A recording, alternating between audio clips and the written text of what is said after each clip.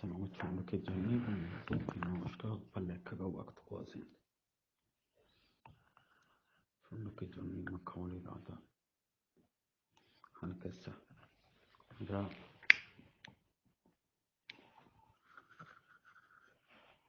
آشب در صبح الکسه وفی آشب ها همه کبیر خبر کتو تا وقتی که یک سلسی چشپا گوست مامونی را گوشت بسترین حریر پچ کتا امیرسان نامدار بعد چند شب زحمت و بیواوی به استراحت وقتا صبح به سر دستت امیرسان چه وابا راحت پادت کو و همام رفت سر کله سپایی دات گودی پوشتو و کس را درد که مامونی را گوشت کنیزان باز ماراش دا امیر ارسلانه دیم که ملکه کت گوشتی مقصود منی به دست آرک زم زمولد نگاره بیتر دیگه ماند منی در ای دا لزومی نیستی پتوتی براتم به شهر سپا لشکره کشده ملک اقبال شاه کسی نیستی چه عهده آهنی برنیده منا مرخص بپرمای برو مامونی رو جوان من خیال دارو همراه تا به شهر سپا بیام شاید خدمت چمن در بیه وقتی تو بروه دیگه مانگ منی در ادا شهر نه سوال وزیر زانته که من در حق تو یاریم کتا من زندگ نیلی امیر ارسلان گوشت منم خیالم بیته که ترا همراه ببرم فکر کن کتا شاید راضی مبه مامونی را گوشت هرچی رضای شما بیتن اطاعت کنم قرار ایرکو که نزدیک غروب آفتاب به طرف شهر سپا حرکت کنم امیر ارسلان فرهاد غلام طلبه 10 کنیز به دست آی سپرد و سپارشی که چه باگا کشیده نه مروی ده من کسی به طلب شما دیم بدم آروچ ده سرا مامونیر چه امیر ارسلان ما تدارک روک بیتن نزدیک اثار امیر ارسلان میده 4 افریتانی در آس دور دادن در آسی جتن تو وجه آس جتن میدیوشی ما 4 افریتانی در سر با تدارکم کجا مدستگتم در سر امیر ارسلان وشی و با تدارک رواق و سال جمجور نه نزدیک اثر امیر ارسلان مید 4 افریتانی وشی آس جتن تو بلا فاصله افریتان حاضر بودن امیر ارسلان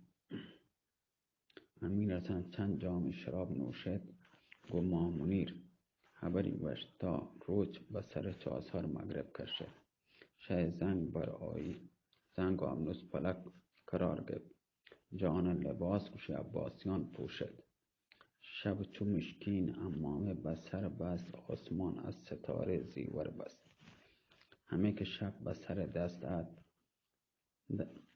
درد کن افریتان تخت حاضر کد امیر ارسلان و مامونیر به تخت قرار گرفتن افریتان تخت چسکو بر روی گوی که فلک روان بیتن مدت 7 شب و روز افریتان تخت راه برد شب هفتم اول شب بیته که افریتان تخت در میان قلعه سنگ به زمین ایرکو امیر ارسلان با مامونی را گوشت ملکه هنی تکلیف من چیه اگر آشکار قدم در اردو ملک اقبال شاه بلون یکین زانم و بعض ایک افریت حرام زادت بشکم من زهم زمرد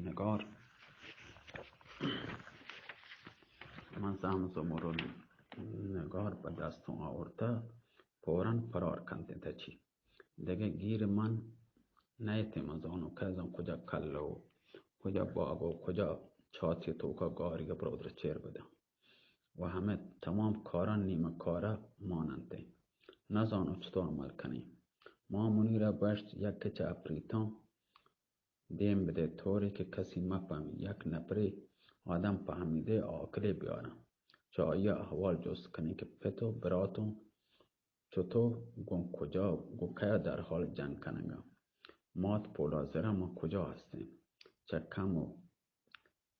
کم و بیش کاران چه ما را با خبر بکنن تا بگنده چه باید بکنیم امیر ارسلان یک کچه افریتان گوشت برو در اردوی ملک اقبال شاه شمس وزیر را بیار.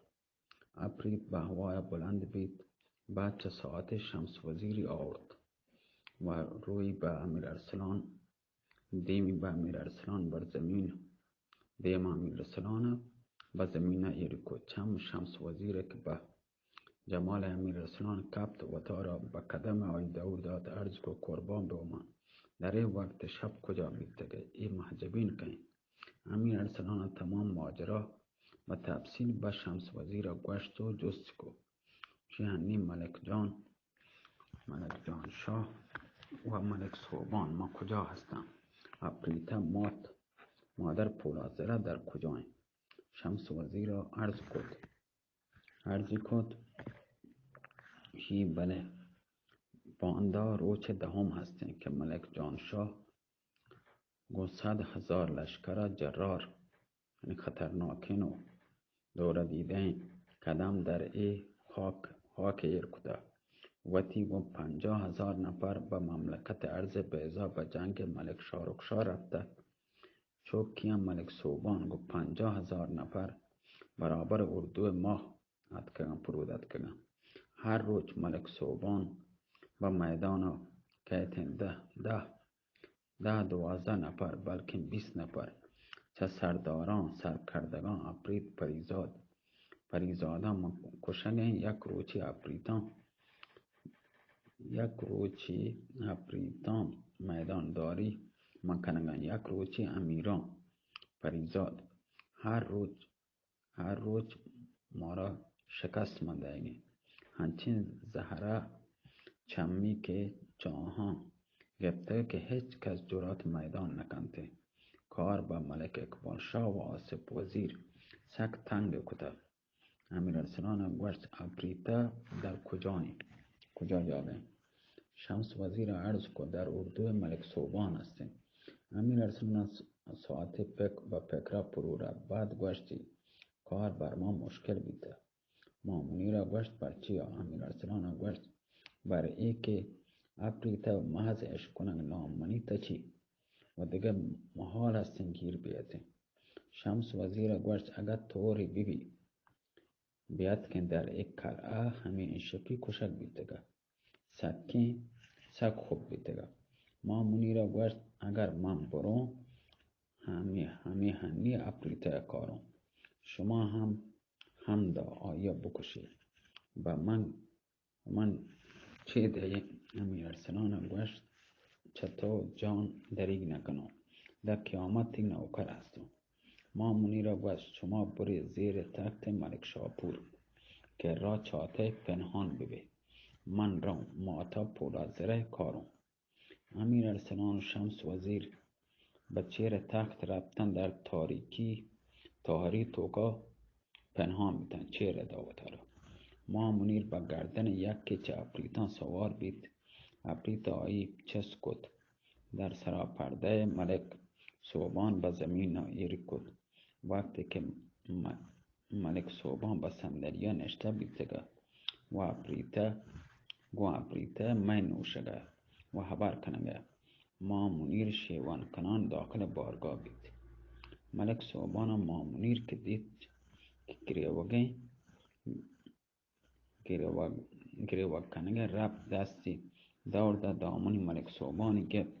ملک صوبان گوشت ملک صوبان چون برات مامونیره ملک صوبان گوشت چون جان پدای دنتنگوار و جا ملک صوبان گوشت خواهر در این وقت شب ادا چی مکنگه کجا تو بیتگه پرچی ما گریوگ پرچه اینچو گریوگ کنه پرچه گریوگ تو. مامونی را گوشت شما ادا مشغول می نوشگ و رقص و دول هستی به جنگ کنگه مملکت خبر و نیست مملکت جان زیر و زبر بیته پادشاهی چه دست شما در نرفته. ملک صوبان گوشت چی گوشه مگه چه اتفاقی کپته؟ مامونی را گوشت چه لزومی هستیم به جنگ پادشاهان پریزاد شما بیایی مملکت بی صاحب رها بکنی که امیرسان رومی به تنهایی قدمی به مملکت بنی جان اشته طلسم کله سنگبارانی پوشته، زم و خنجر و زمرد نگار هر دویم به دسته یارتگم. آچه نهاد ابریتا و ملک صوبان درد. ملک صوبان و خواهر دست چکری اوگا چسکم. درست خبر بکن بگندم ملک ارسلان رومی کجا بید، چطور به کله سنگباران رفت. مامونی را گوشت من 7 روز پیش در باغ وط نشتک بیتگدم. دیتم فرهاد غلام مضطرب وارد بید. کاغذی به من داد. سهیل وزیر نوشته بیتگه ملکه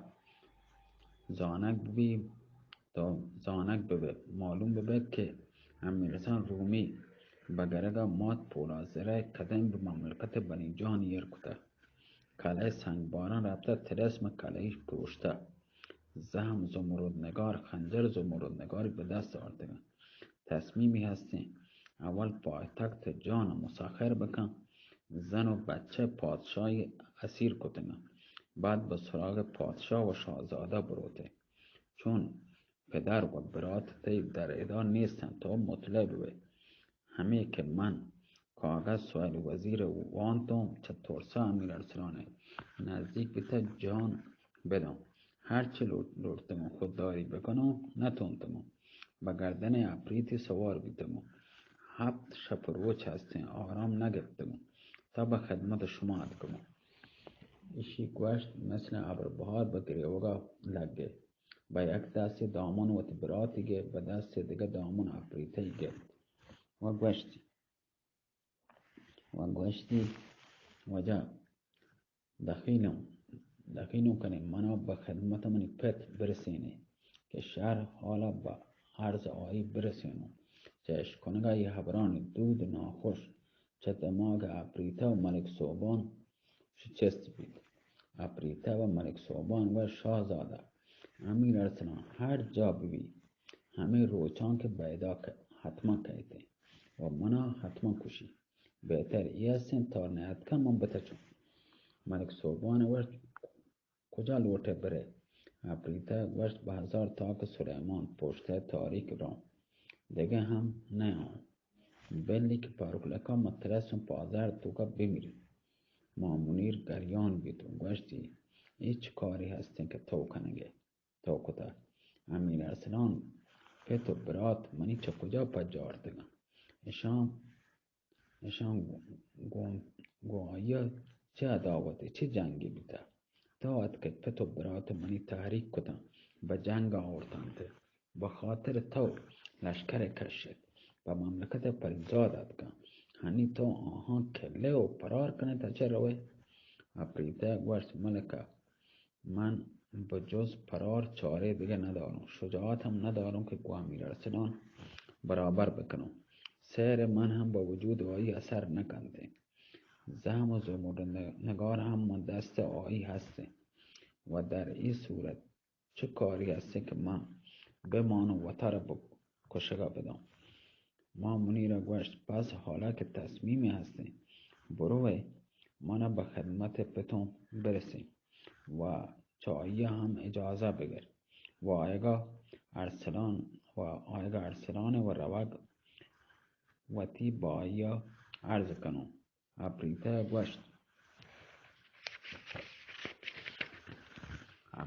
گوشت مسایکه ندارم ترا به خدمت تیپت ببرم شهر حالا با آیا وشم. افریتا چه جاگه پا داد. مامونی را دست ملک صوبان چکه به گردن افریتا سوار بید. افریتا چه در بارگاه در نهاد. تمام جا رفت داخل قلعه سنگ باران بید. ملک صوبان دست چوب به گردن افریتا سوار بید. افریتا چه در بارگاه چه در نهاد. تمام جا و حرکتی که رفت داخل قلعه سنگ بید. به سر چاه رسید. لورتی که چاتا سرازیر بی مامونی را گفت ملکه این شخص کن که به تخت نشسته هستین. اشان که به سلام بسته کن این وقت شب در این تاریکی پرچه سوار و پیاده صف کشته پرچه چه این تمام مردم صدا در نیایگه افریده گوشت اشان تمام سنگ بیتگن. ای که به تخت نشسته است ملک شاپور، چوک ملک خازن پری پادشاه شهر پازار است. به علم سر پولادزره منی چوک سنگ بیتگن. مامونی را گوشت ملک ترا بس سر بتون کسم ساعتی صبر کن، من برون چه نزدیک درست اشان تماشا کنم. افریده گوشت ملک محاله مجال کاران نیستن پوران، من لوٹوں ترا پتی دست پتون بسپارم بدم و فرار بکنم. مامونی را التماس کو عاقبت افریتا ناچار بید. آیی به زمین ایر کد. وقت نزدیک چاه کر تخت اوشتاد. مامونی را قدم به پله تخت نهاد ایر کو با برزار رفت که امیر ارسلان نامدار برگ زهم زبان نگار چه ظلمت گلاپ و شکشه چیرا تختگا هی به جانب افریته جد. تا لورتی پکره بکن هنچین بر دوال سیرینا جتی که مانند خیار ترین خیار ما بلوچ وانگا پاکستان وانگا گوشن مانی نزان خیار گوشن ایران مثل خیار تر مثل وانگا کسی اگر نزان خیاره مثل خیار تر وانگا واجان دو نیم بید بر زمین نکبد. امیر ارسلان سجده شکر خدایوش بجا آورد. شمس وزیر هم که چیر تخت به دنات و مامونیر آفرین گوشت. امیر ارسلان به یکی چه افریتان گوشت بروی دار باز جمع کنی بیاری. و شمس وزیر گوشت تا هم برو بیان که کسی مطلع بی بفهمی. ملک اکبر شاه و آصف وزیر گون حقه خاکسترین پولادزره دیو بیاری. شمس وزیر به گردن افریتی سوار بید به اردو رفت. ماجرا آیگ امیر ارسلان کشک مات پولادزره به ملک اکبر شاه و آصف وزیر تعریف کد. آنها خدای شکر کد حقه خاکستر پولادزره زرد به گردن افریتان سوار بیتن به جانب کلاسنگ رفتن. چند ملک اکبر شاه به امیر ارسلان کبد به اختیار آیی در بغلا گفت و جبین مردانگی چکت وجه. مردانگی جبینش چکت و امیر ارسلان تمام ماجرا وتی مامونی را بیان کد. برم جنگ دستگاه کله سنگ باران به دست آرک زحمه و تمامی گوشت. ملک اکبر شاه آیا مورد تحسین قرار داد و مامونی را تعارف بازین کتی. بعد چه آیی افریتان دار بازین جمع کتگت به درمیان کله گوشه آس جت و لاش افریتا حرامزاده گوشه با آسا ایره کچو سرکین چو گوشنا کچکه پیما واجه آی سر ترکه سخته و خاکستر بید. خاکستر آیی گفتن در یه حقه رد کنته. آصف وزیر تشتی پر آب کت و خاکستر پولادزره و آی ماته در تشتا رد کنته. چند اسمی وانتی بر آهانی دمی کتن. آپانی به صورت ملک شاپور و وزیر و امیران که شبیه سنگ بیتگتن آپاشی کتن تی چند کاری دادن سرامی آب رد کن و ماز ریچک آپه ملک شاپور و وزیر و 12,000 نفر سوار و پیاده چهارت سنگ دنات کن. ملک شاپور و تارا به قدم امیر ارسلان نامدار دورده. امیر ارسلان دیم پیشانی و یه چکه اکبر شاه با آصف وزیر گوشت ای 12,000 نفر گون وزیر و امیران ملک شاپور در اردو ببره و جای مناسب بده. ملک اکبر شاه وجه با آصف وزیر گوشت 12,000 نفر گون وزیر و امیران ملک شاپور در اردو ببره یه جای مناسب با هم بده طوری که این شپی کسی چه این موضوع با خبر مبید. آصف وزیر تعظیم کد و وزیر و امیران و سپاه ملک شاپوره با اردو برتن ته. لیکن وقت ملک شاپور مکره امیر ارسلان نشتک بیتگه که امیر ارسلان احوال وتی بیان کد.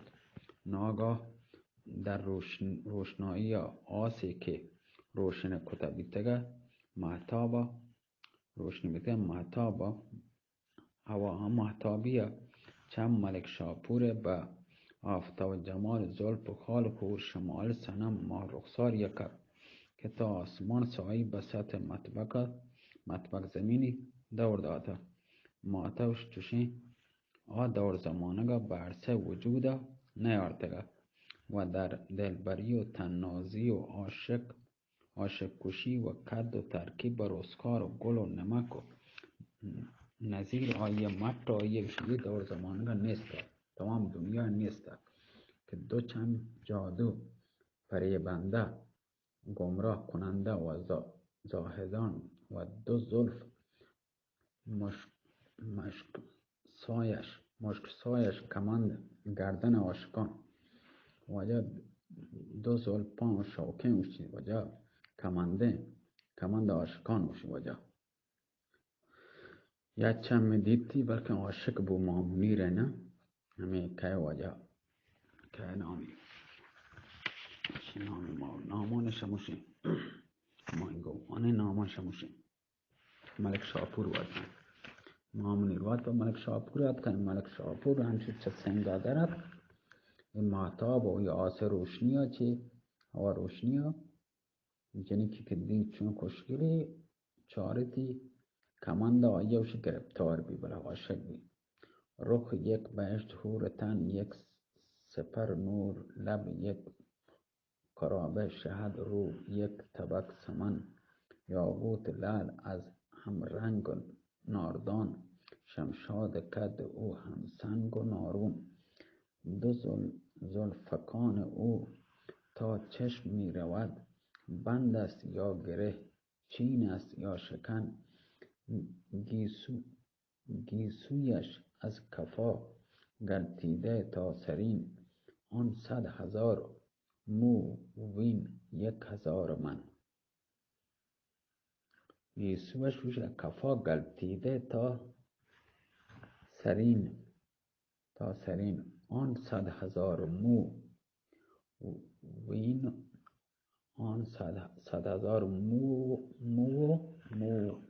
این 1,000 من به محض که چند ملک شاپور با گل و رسکار و چند موش پرخار و زلف تابدار مامونی را به یک بار 100,000 تیروش دلدوز جان شغاب صف مژگان آ دلبر کشی خونخوار عیار جستن کتی به سینه ملک شاپور نشت مائل و گرفتار بید طوری که انان طاقت چه دسته دا خودداری کتید چه خودداری کتی چه طاقت چه رفت هرچه خودداری کتی گشتر آیا شد کفشش بیرون رفت و به اختیار بید هرچی و طرف نورتی کنترل بکن نتونتی به اختیار بید من دل باشی نامرد انگار ای سنم یارو معشوقه امیر ارسلان هستی چه بکنو که گرفتار دام عشق ای نازنین بیتو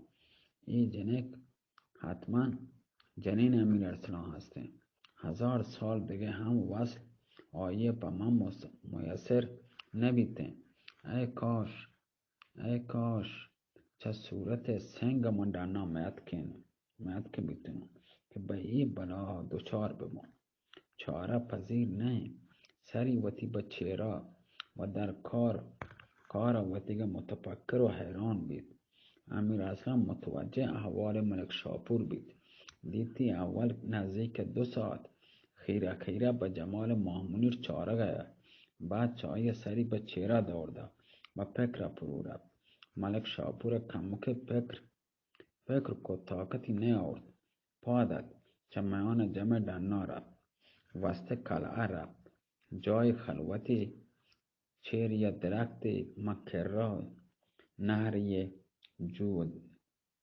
نهر کورا وشی بکنم کور آب پیگا نشت اشک چو سیلاب چه ماهی روان بیتن گریتی و نالیتی امیر ارسلان همه که دید ملک شاپور پادر رفت متوجه کار آیه بید آهسته با مامونیری گوشت انگار ملک شاپور تا ترا دید به جمال عاشق بیتی به خیال ای که تا معشوقه منی هسته خیالا خیلی باز فکر کننگه هنیم پادت که رفته ما پشت سر آیه روم بگند چه که مامونی را کنده تو امیر ارسلان پادر رفت دیتی ملک شاپور مکر را جویگا آپه نشته گریوگه آسته شهر ممانگی نزدیک نمازی بله واجه جماعتنی ما و سٹن کپیم بله خیر چونڈکا موانو شمارا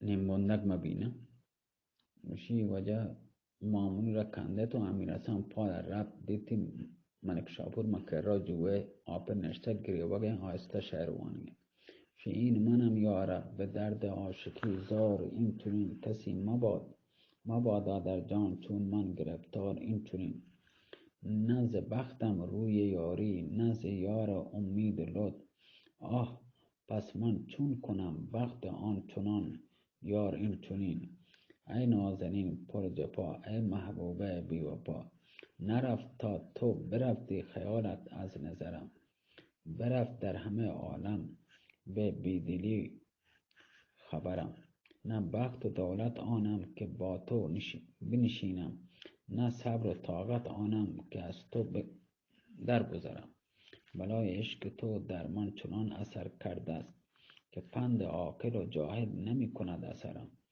قیامتم که به دیوان حشر پیش آرند میان آن همه مخلوق بر تو می نگرم امیر ارسلان لبخند جد رفت که را ملک شاپور نشت تا چم ملک شاپور و امیر ارسلان کفت مضطرب بیت حیران بیت و اشک چم یوتی پاک کتن امیر ارسلان دست به گردن دورده صورتی چوکت گوشتی برادر عزیزم شما را چی بیته این چیه پرچه گریوگه ملک شاپور سر په چهره دورده هیچی نگوشت امیر ارسلان گوشت برادر من نزدیک 2 ساعت هستیم بالا سر طی افتادگم گندون تمام اشعار عاشقانه موانگه گریوگه راست بگندم که کیا لوٹے و عاشق کی بیتگه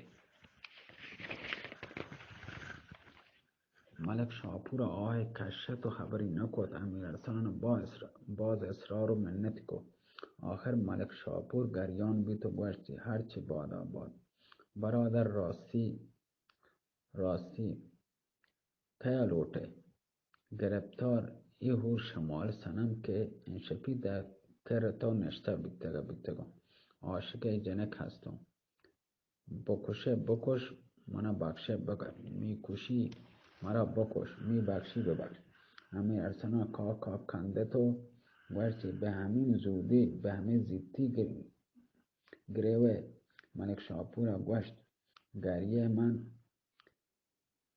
من از این است که مبادا این نازنین یار تو باشد امیر ارسلان به اندازه کندیتی که پشت دورده پلاب سر لابلیت گوشی وارد افتاد و گوشتی از صبح تا به حال با ایگ تو گریوگه بزان که ای جنک حق و حلال تیه ای منی خواهر منی هسته به خاطر تو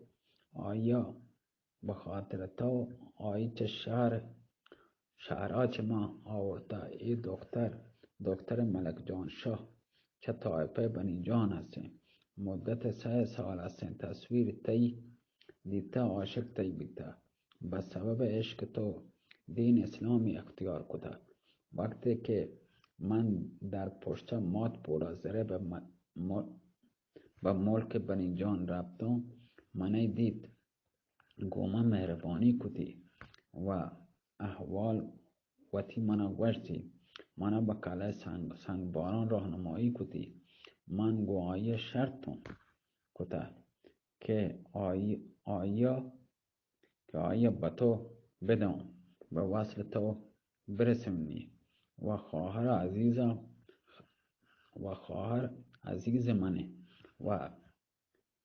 و زن و زن تیگ عاشق و بیقرار تیم هستن گریه وتی موکوب بکن پادا بیا بر راحت گویا بنند شراب بنوش. ملک شاپور ای خبران که امیر ارسلان عشقو انگار دنیای با یاد داد به اختیار و تر قدم امیر ارسلان دوری دا پادیایی چکتن گوشتی قربان بوم من بچه زبانی شکر احسانا تیگم بکنم یک چه جان نثاران و غلامان حلقه به گوش تی هستم. امیر ارسلان پیشانی چکه دست یک کادگیری گرفتن رفتن نشتن. امیر ارسلان آهسته به گوش مامونیر گوشت دیده به تو گوشت و ملک شاپور عاشقتی بیت مامونی را خجالت کشه و کندیتی. امیر ارسلان و ملک اقبال و انشالله بعد جنگ ملک جانشاه و ملک صوبان و نجات پارولکا باید عروسی سیرا ملک شاپور بکنه و اقبال شاه و انشالله به خواست خدا امیر ارسلان و هنو پاده با اردو بریم لیکن کتگان کنی در اردو کسی ناما منیگا مگرید موارده بانده هم مانند هر روز که ملک صوبان به میدان مایگه بلی بیته چند نفر هم به میدان برو که من لوٹون جنگ کنگا و میدان داری آیه بدن. اقبال شاه گوشت باز خوب و شمس وزیر گوشت در اردو عقیدن و کتگن بکنه که انشفی کسی نام امیر ارسلان موارده و گردن افریتان سوار بیتن با اردو رفتن با استراحت مشغول بیتن تا وقتی که مرغ زرین بال آفتاب ندای کم به ازن الله دری داد و عروس خلوت نشین روچ چه هجله اپکا چه پرده اپکا چه جلا چه وجه در ندارد ما بلوچشین جل چه جلا چه در ندارد دنیای عالمی چوتی نورا چه انچو منور و روشنی کت گروکی با وجه دم صبحدم چون دمید آفتاب تو گفتی که آتش برآمد ز آب وقتی صبح بید دمید وقتی که روز درد دم تو درد رنا تا گوشت که آسی درد کچ آپا در آیگا وجه نیر اعظم در آیگا وجه روچ اعظم و اتیه بخش ممالک عالم در آیگا روچه اللہ تعالی حکماگو یعنی روچ جانتاب امیر ارسلان نامدار سرچه بستر وابا پادا مکمل مسلح چو رستم دستان چو سام نریمان مرکب کو پیکر سوار بید چو شرزه شیر دمان چه سراپرده وش در ناعت صدای اتلان چه دو لشکره چس بید دو سپاه وش وجه چو کینه خواه چو دو دریا جوشان به موج درد کن سب جدال و قتال آرایش داد وجه آرایش داد کشیدن سب پردلان دشم چو دندان اره به پهلوی هم دو لشکر به چم به معرکه خارزار دود کن که ملک صوبان چو رستم دستان گرک دریای آهن و پولاد و مرکبه سرتک هامون نورد سوار به میدان درد مرد میدانی طلب کد فریاد جد ای اقبال شاه مرچی روچی هستی که تمام لشکره تیگه به ضرب زهم آبدار که پیشم چس کنم دمار چه روزگار تیگه در کارم بسم الله مرد میدان دیم بده یکی دیم ده 10 نفر دیم بده اشتلومه وش ملک صوبان چه حده گوستگه امیر ارسلان من قلب سپاه در زیر علم اشتاده بیده که چون شیر خشم آلود لب به دندان وشیم من جایگه دندان سر و لونتا من جایگه که چه سپاه ملک اقبال شاه یکی چه امیران در برابر تعظیمی کو قدیم میدان ایر کو سر را به ملک صوبانی گفت ملک صوبان نیزه چه کفوش در ناکشید جتی دست بر قبضه زهمی برد برک تیک و چه ظلمت گلاپا کشیدی به سر آیی نواختی وقتی دو لشکر خبر بیته که برک زم تنگ مرکب جستنی که صدای احسن چه دل امیر ارسلان چسبید. ملک صوبان دستی به سیبیلان کشید و فریاد جد خوش قدم به میدان بله. امیر دیگر رفت. هر کس در همان میان ظرف نیم ساعت 3 نفر چه دلیران و شجاعان پریزادی کشت. دیگه تاب به امیر ارسلان نماند. هی به مرکب سرتک پولاد رگا و در پاش شگاف هامون نورد جتی. اسبی به گاه پویه سبک روح تر از خیال. اسبی به گاه حمله محیاتر از نظر.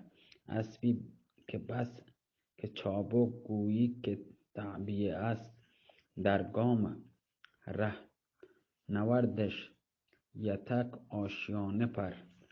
اسبی که هست جنبش او در بسیط خاک ساری تر از حیات در اندام جانور. اسبی که هست گاه درنگ و گه شتاب کوه گرانش مادر و برک یمان پدر. هنچه مرکبی جاگه برانگیخته هنچه طریق نبردی به جای آرد دوری میدان توقع ترد که احسن چه دل دوست و دشمنوشی دارد. سر راه تنگاتنگ به عزم جنگ به ملک صوبانی گفت. چند ملک صوبان با آفتاب جمال 21 ساله نوجوان یکب که تا آسمان سایه به زمین اوش دور داده. شماتا آ دور زمانگا آ وقتا چوشین یعنی به عرصه وجود نیارده چون خوشگلی مردم چون که به عرصه وجودی نیارده چون رستم دستان با خانه ذهن مرکب نشتگه آرستگی برازندگی شکل و شمال امیران خورش سر ملک صوبان به در رفت. ز صلابت رستم سولت پشت اوشی لرزیدی فریادی درآد. جوان تو که تا به حال کجا بیدگه کجام سنگدل رحم پتی جوانیا نکته و ترا به دست من کشگی داد. واجن کلیپ مزم بیاده کلیپ من گوشانده صاحب نمازی پدوانو قضا بیبره منشو همیشه تمام کنونه.